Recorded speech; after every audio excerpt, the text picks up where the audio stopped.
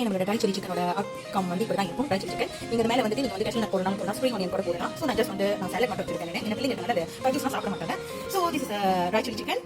வந்து கோதுமை ஒரு டீஸ்பூன், பெப்பர் என்ன சொன்னால் பெப்பர் தூள் இருக்குல்ல அது கொஞ்சம், அப்புறம் வந்துட்டு சாஸ்திரம் வந்து ஒரு கரண்டி போட்டால் போதும். ஏன்னா நான் எடுத்த சிக்கன் வந்து ஒரு ஸ்மால் அமௌண்ட், ஒரு 1/2 கிலோ சிக்கனுக்கு இதை போட்டு நீங்கள் நல்லா வந்து பிசைஞ்சிக்கணும். ஸோ ரொம்ப தண்ணி வைக்காதீங்க. இதை போட்டு நல்லா பிணைச்சிட்டு முதல்ல நம்ம வந்து ஃப்ரை பண்ணணும். நம்ம சிக்கனை நல்லா ஃப்ரை பண்ணிக்கணும். அதுக்கப்புறம் தான் நம்ம அதோட நெக்ஸ்ட் வந்துட்டு என்னென்ன பொருட்கள் வந்து நான் சொல்கிறேன். ஓகே, ட்ரை சில்லி சிக்கனுக்கு வந்து கண்டிப்பாக பட்டை மிளகாய் தேவை, ட்ரை சில்லி வேணும். ஸோ ஒரு அனியன் எடுத்துக்கோங்க, பெரிய வெங்காயம், அது மாதிரி நீங்கள் கொஞ்சம் பெருசாக விட்டுக்கீங்க. தென் வந்து ஜிஞ்சர் கண்டிப்பாக இருக்கணும். ஓகே, ஜிஞ்சர் ஒன்றும் நல்லா வாசம் கொடுக்கும். இது வந்து சாலட் அது மேலே டெக்கோ பண்ணுறதுக்கு நான் வச்சிருக்கேன். ஸோ செய்யும் முறை வந்துட்டு ரெடி பண்ணுறேன்.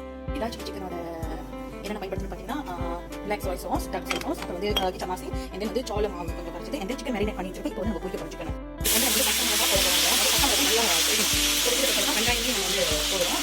ஸோ நல்லா பொரிச்சு வச்சுக்கணும். நம்ம பொரிச்சு அப்படி அந்த கோழி பொரிச்சு கோழி இருக்குல்ல அதில் போட்டுருக்கோம். அதை வந்து பச்சை மிளகா நல்லா காரங்க ஆகும், நல்லா கவனம் பச்சை மிளகா. ஸோ நம்ம சிக்கன் பொரிக்க அந்த எண்ணெயிலேயே நல்லா பார்த்துட்டேன். சிக்கன் வந்து ரொம்ப பொரிக்கக்கூடாது, ரொம்ப பதியாக பொரிச்சு வச்சுருவாங்க. ஸோ இப்போ வந்து ஜிஞ்சர், பெரிய வெங்காயம், ஸோ அந்த பட்டை மிளகா பொரிச்சு நம்ம கோழி மேலே வச்சுக்க வேண்டியதான். ஸோ அதை வச்சுட்டு நம்ம வந்து தாளிக்க வேண்டியதான். ஸோ இப்போ வந்து நம்ம வந்து திக்கு கிச்சா, தண்ணி கிச்சா, கிச்சா மாசி, and then வந்து சொஸ்திரம் கொஞ்சம் போட்டுட்டு சுக்கு ராசை எல்லாமே போட்டுட்டு இந்த மாதிரி கொதிக்க விடணும். கொஞ்சம் கொதிக்க விட்டுட்டு பிற்பாடு என்ன செய்யணும்னா அந்த கார்ன் கொஞ்சம் இருக்குல்ல கொஞ்சம் ஊற்றிடணும். இது எதுக்குன்னா அது வந்து கொஞ்சம் திக்காக ஆகிறதுக்கு. ஸோ கொஞ்சம் இது மாதிரி திக்காக ஆக ஆரம்பிச்சிட்டோன்னே நம்ம என்ன செய்யணும்னா அதுக்கு திக்காகல ஸோ நம்ம சிக்கன் எடுத்து அப்படியே போட்டு விடணும். சிக்கனையும் அந்த பட்டை மிளகா போட்டாங்க. ஸோ இதை போட்டு நல்லா கொஞ்சம் வருன்னு எடுக்கணும் நம்ம. ஸோ அன்டில் அது வந்து ஒரு மாதிரி கிரேவியாக வரும் பாருங்க. ஸோ கேஷ்யூ நட் போடுறவங்க போட்டுக்கலாம். ஏன்னா இங்கே வந்து கேஷ்யூ நட் பிடிக்காது சாப்பிட்றவங்களுக்கு. அதனால வந்து கேஷ்யூ நட் போடல டவுன் மேலே போட்டுக்கலாம். இல்லை சேலட் கூட வச்சு நீங்கள் இது பண்ணிக்கலாம். ஸோ இந்த பட்டை மிளகாவோட கொஞ்சம் நேரம் வந்துட்டு ஊறணும்.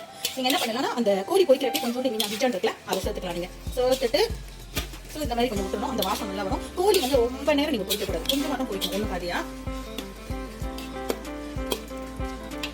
ஸோ ட்ரை சில்லி சிக்கன் வந்துட்டு இருக்கு இப்போ. ஸோ அடுத்தது நான் இறக்கி வைக்கிறப்ப நான் காட்டுறேன். அப்படி இருக்குன்னு